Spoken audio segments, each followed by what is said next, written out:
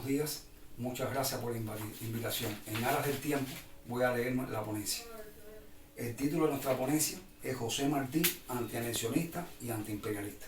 El trabajo tiene como objetivo demostrar la posición antianexionista y antiimperialista de nuestro héroe nacional José Martí durante todo el proceso de maduración y desarrollo de su proyecto revolucionario por lograr la independencia de Cuba y fundar la República Independiente.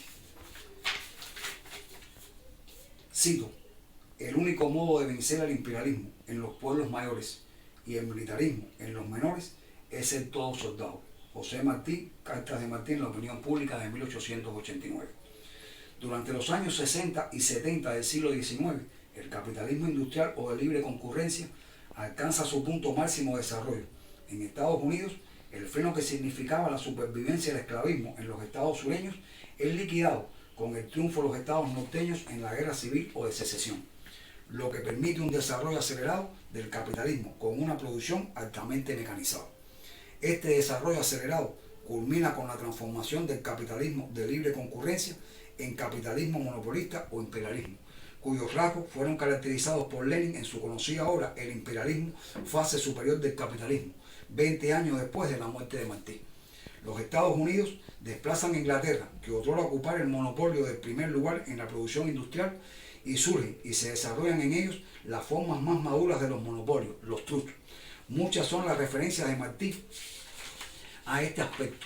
En una de las cartas a la Nación de Buenos Aires el 10 de abril de 1888, Martí comentaba la congregación cada día más descarada y alarmante de las grandes empresas en ligas llamadas trust, para mantener altos los derechos sobre artículos de necesidad y limitar la producción interior a su favor, alzar los precios y repartirse el provecho entre los coligados.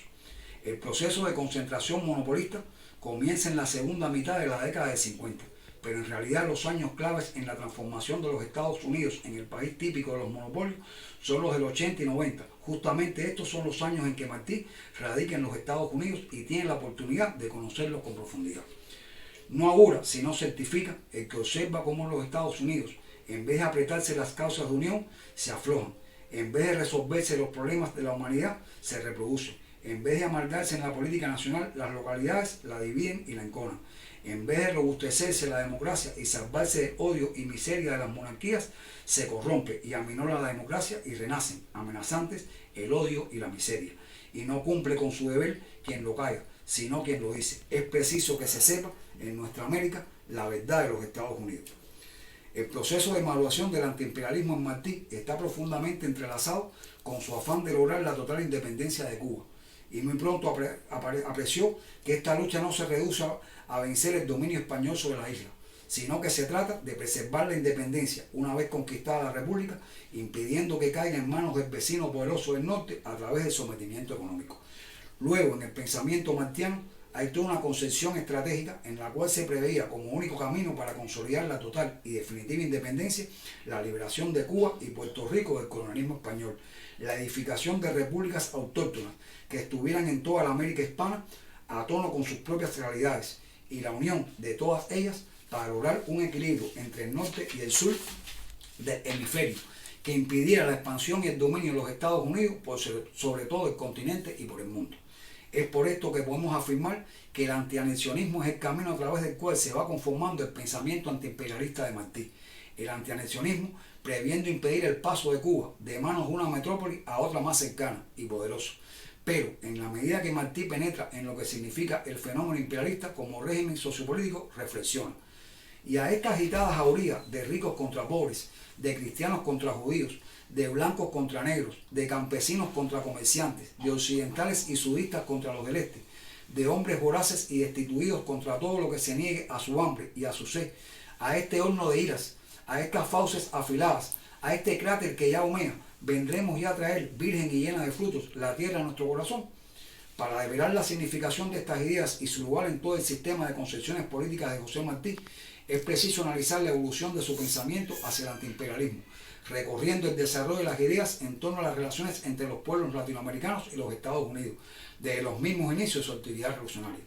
Cuando Martí es deportado por primera vez a España en 1871, desde su llegada a Madrid se vincula a los cubanos que se hallan en la capital española, y allí continúa la labor periodística que había iniciado en La Habana a favor de la independencia. En su obra juvenil, La República Española ante la Revolución Cubana de 1873, puede apreciarse la aspiración de Martí a una verdadera independencia, en el enfrentamiento contra quienes no comparten el magno ideal, sean las raíces de su antianexionismo, germen de la proyección antiimperialista que se manifiesta pocos años después. El periodo de 1875 a 1879 fue decisivo en el desarrollo ideológico de José Martí. A los 22 años en México comienza a trabajar sistemáticamente en el periodismo. El estudio de la historia y la observación acuciosa de la vida mexicana le abren las puertas de las tierras de América situadas al sur del río Bravo, las que conocerá más profundamente durante su estancia en Guatemala y después en Venezuela. Algunas investigaciones sitúan en 1875 el primer texto antiimperialista de Martí, vinculado precisamente al estudio y previsión del peligro que representan los Estados Unidos para México. Y cito: México crece, ha de crecer para la defensa, cuando sus vecinos crecen para la codicia. Ha de ser digno del mundo, cuando a sus puertas se vea librar la batalla del mundo. ¿Qué va a ser de América? Roma o América, César o Espartaco. ¿Qué importa que el César no sea uno, si la nación como tal una es cesárea? Abajo el cesarismo americano. Las tierras de habla española son las que han de salvar en América la libertad, las que han de abrir el continente nuevo a su servicio de albergue honrado. La mesa del mundo está en los Andes. La historia y las realidades de este país fueron lección viva que comenzó a encauzar el desarrollo del antinacionalismo martiano, hasta la toma de una posición antiinjerencista y antiintervencionista, base del antiimperialismo que desarrollará años más tarde. El estudio de la historia de nuestros países, la observación crítica de la realidad venezolana en 1881 y sus anteriores experiencias en México y Guatemala le permiten madurar sus pensamientos latinoamericanistas y se acelera el proceso ideológico de alejamiento del liberalismo. Este proceso culminará en los años siguientes al estudiar la sociedad norteamericana. En agosto de 1881 llega Martí una vez más a Nueva York y de este mismo año es la primera referencia al millonario Jay Gould, a quien llama el monarca de la bolsa de Nueva York, y al que dedica en 1884 una gran crónica en la que se aprecia un claro antecedente de sus crónicas sobre la Confederación Internacional Americana de 1889, año que marca su gran radicalización antiimperialista. En 1883, los Estados Unidos habían iniciado una política de supuesta reciprocidad comercial, en cuyos tratados ya asomaba su posterior política imperial. En marzo de este año publicó Martí en la América el Tratado Comercial entre los Estados Unidos y México, advirtiendo sus aparentes ventajas y sus peligros reales, no solo para México, sino para la América Latina. Y cito: no ha habido en estos últimos años, si se descuenta de ellos el problema reciente que trae a debate la apertura del Istmo de Panamá, acontecimiento de gravedad mayor para los pueblos de nuestra América Latina que el tratado comercial que se proyecta entre los Estados Unidos y México. El tratado concierne a todos los pueblos de la América Latina que comercian con los Estados Unidos. No es el tratado en sí lo que atrae a tal grado de atención, es lo que viene tras él. Fin de la cita. En septiembre de 1889, Martí escribe su primera crónica acerca de la Confederación Internacional Americana, que comienza en octubre en Washington. En esa y otras crónicas, cartas y escritos, revela y denuncia los objetivos ocultos del cónclave, contrarios a los intereses de nuestra América. En carta a Gonzalo de Quesada y Aristegui del 29 de octubre de 1889, enjuicia las conferencias panamericanas de factura oficial yanqui, porque está convencido que de ellas nada puede salir a no ser lo que convenga a los intereses norteamericanos, que no son los nuestros.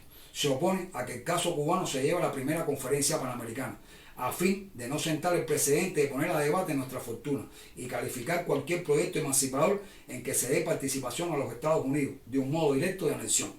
Si bien los precursores de nuestra independencia y los revolucionarios de 1868 aspiraron a contar en algún momento con el apoyo de Norteamérica, Martí, muy por el contrario, con un conocimiento minucioso y clarísimo de la historia de los Estados Unidos, del carácter de sus gobernantes, de la política interna y externa, de las virtudes y defectos de su pueblo, y sabedor al mismo tiempo de la historia y la idiosincrasia de los pueblos de América nuestra, no escribe un solo documento en que aparezca, ni siquiera insinuado, que contara con el apoyo material de los Estados Unidos para la realización de su ideal libertador. Y juzga que, de igual modo que a Cuba, también a todos los pueblos hispanoamericanos, les es indispensable, para lograr la consolidación de sus repúblicas nacientes, no sufrir la influencia fatalmente nociva en lo político y en lo económico de los Estados Unidos. Se conocen dos artículos sobre la Confederación Internacional Americana de Washington de 1889 y una serie de crónicas publicadas del 28 de septiembre de 1889 al 31 de agosto de 1890, en las cuales estudia la historia, los antecedentes y las tendencias de este Congreso Internacional. Sobre todo se destaca en ella su previsión de que Jamás hubo en América de la independencia acá asunto que requiera más sensatez, ni obliga más vigilancia, ni pide examen más claro y minucioso que el convite que los Estados Unidos, potentes, repletos de productos invendibles y determinados a extender sus dominios en América, hacen a las naciones americanas de menor poder, ligadas por el comercio libre y útil con los pueblos europeos, para ajustar una liga contra Europa y cerrar tratos con el resto del mundo. De la tiranía de España supo salvarse la América española, y ahora, después de ver con ojos judiciales los antecedentes, causas y factores del convite, urge decir, porque es la verdad, que ha llegado para la América española la hora de declarar su segunda independencia. La conferencia, que había abierto sus sesiones el 2 de octubre y llega hasta abrir suscita la tal preocupación en Martí, que durante su desarrollo escribe 10 cartas a su amigo Gonzalo de Quesada, el cual participa como secretario del delegado de la Argentina, poniéndolo en guardia sobre acechanzas sutiles. En la tercera carta, de franco contenido antinacionalista y antiimperialista, expresa: cambiar de dueño no es ser libre. Pero lo más importante de todas esas cartas es lo que afirma Quesada acerca de lo que en realidad se está tramando entre bastidores contra Cuba. Sobre nuestra tierra, Gonzalo, hay otro plan más tenebroso que lo que hasta ahora conocemos, y es el único de forzar a la isla, de precipitarla a la guerra, para tener pretexto de intervenir en ella, y con el crédito de mediador y de garantizador, quedarse con ella. Cosa más cobarde no hay en los anales de los pueblos libres, ni maldad más fría. Morir para dar pie en que levantarse a esta gente que nos empujan a la muerte para su beneficio. Valen más nuestras vidas, y es necesario que la isla sepa a tiempo esto. Y hay cubanos que sirven con alardes y simulados de patriotismo estos intereses. En el prólogo a los versos sencillos, Martí se refiere al invierno de la Conferencia Nacional de 1889 como un invierno de angustia en que por la ignorancia o por fe frenética o por miedo o por cortesía se reunieron en Washington bajo el águila temible los pueblos hispanoamericanos, y en tal modo vivió en agonía hasta que pudo confirmar la cautela y el frío de nuestros pueblos, y tal fue el horror y la vergüenza en que lo tuvo, el terror legítimo de que pudieran los cubanos con manos parricidas ayudar al plan insensato de apartar a Cuba, para bien único de un nuevo amo disimulado de la patria hispanoamericana. Y declara: me quitaron las fuerzas mermadas por dolores injustos, me echó el médico al monte, corrían arroyos y se cerraban las nubes. Escribí versos. En su artículo Nuestra América, publicado en México en enero de 1891, considera el peligro mayor el desdén del vecino formidable al que antes ha llamado el gigante de las 7 leguas. Propone como solución a este peligro la unión con los oprimidos y la unión tácita y urgente del alma continental. Este es un artículo de importancia capital en la toma de conciencia americana frente al peligro imperialista. En la labor de propaganda y organización del Partido Revolucionario Cubano, Martí no hizo temas ostensibles del imperialismo, ya que su meta inmediata era la liberación de Cuba del poder colonial de España, y su campo de actuación es de los propios Estados Unidos, a los que no le parecía conveniente alertar con declaraciones prematuras, pero en las mismas bases, previendo la posibilidad de lo que había de llamar un nuevo amo disimulado, que en alianza con la oligarquía criolla perpetuase las condiciones de la colonia, alerta que el Partido Revolucionario Cubano allegará sin compromisos inmorales con pueblo u hombre alguno cuantos elementos nuevos puedan. En el periódico Patria, lo mismo que en las bases, Martí mezcla con la cautela que aconsejaban las circunstancias las campañas antirreformistas, antiautonomistas y sobre todo antianexionistas, contexto de denuncia y previsión que presentan un marcado carácter antiimperialista. Es así que alerta a los que admiran sin examen suficiente las instituciones del pueblo norteamericano, sin ver que ellos no han logrado impedir la conversión del yanqui demócrata y universal en el yanqui autoritario, y a los que fomentaban una liga innecesaria con un pueblo cuyos peligros interiores eran ya visibles. En carta al general Gómez del 8 de noviembre de 1894, Martí señalaba entre los objetivos de su viaje a México en este año no solo el de recabar fondos y apoyo para la revolución, sino que señala la existencia de un sentido anti-yanqui. En carta a Federico Enríquez y Carvajal del 25 de marzo de 1895 nos habla tan directamente como en la conocida carta inconclusa a Manuel Mercado del problema de los Estados Unidos. Expresa una vez más la necesidad de que las Antillas sean libres para asegurar el equilibrio americano, y más que esto, sobresale como segundo objetivo salvar también el honor, ya dudoso y lastimado, de la nación norteamericana, al impedir la realización de la injusticia de sus planes de predominio continental.